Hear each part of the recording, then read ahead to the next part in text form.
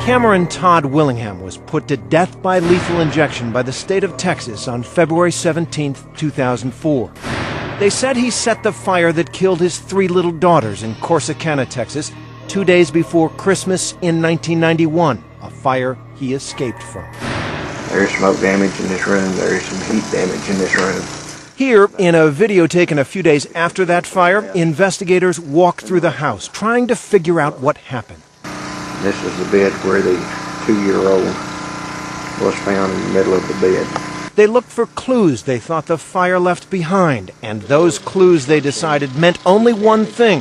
The fire was deliberately set, and Todd Willingham was the man who set it.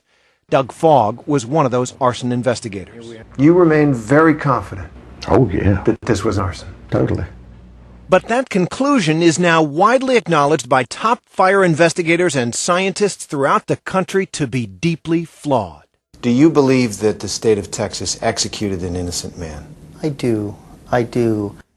David Gran is a reporter for The New Yorker magazine. His recent story showed in damning detail that the investigative techniques used to send Todd Willingham to his death have now been discredited by modern science.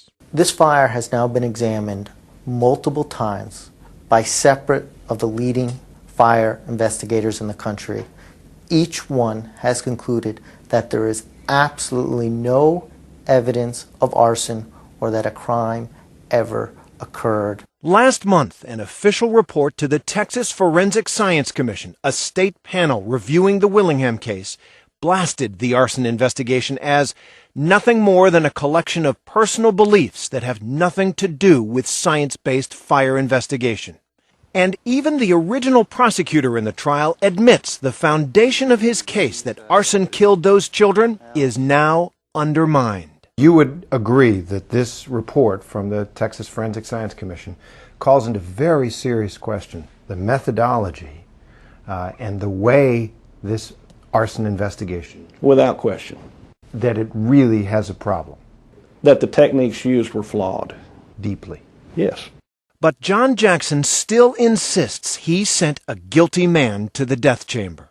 Some of the evidence is certainly less credible than I would have liked to see. And doesn't that give you pause at all about sending a man to death? Not a man like Todd. A man like Todd. Todd Willingham was certainly a man from the wrong side of the tracks, a man with a criminal record, mostly drug offenses and a robbery. His wife Stacy said Todd had beaten her, including when she was pregnant.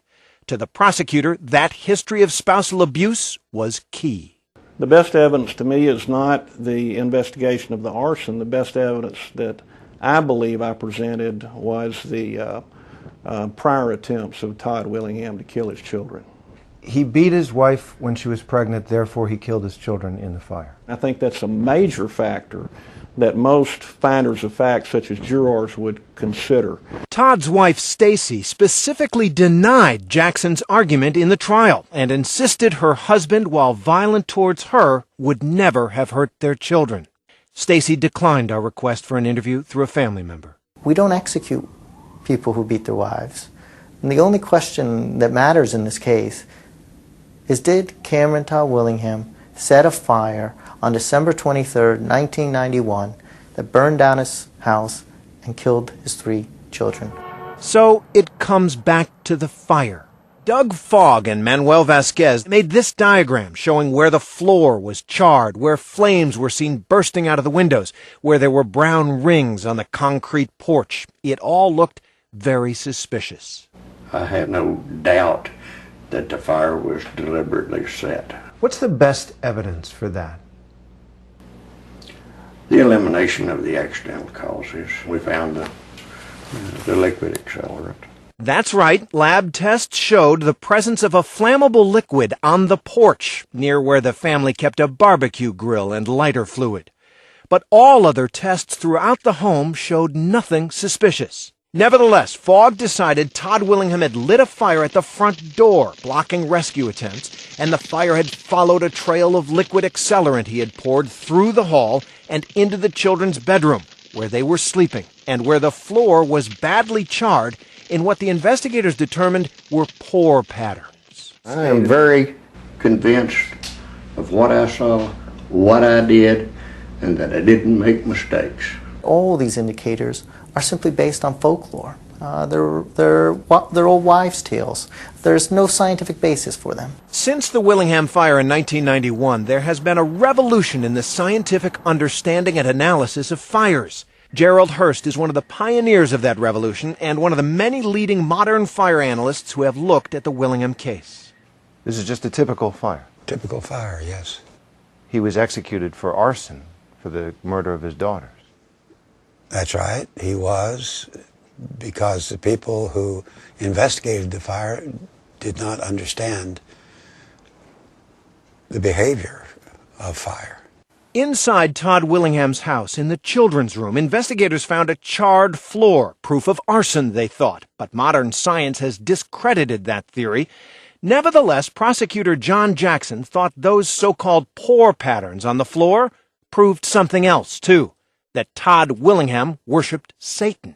It's perhaps a pentagram kind of a figure that some people associate with devil worship, that sort of thing. You think that Todd Willingham poured accelerant in the shape of a pentagram, some kind of devil worship thing? I think that's very possible, and I think it's very likely. It's likely. Yes.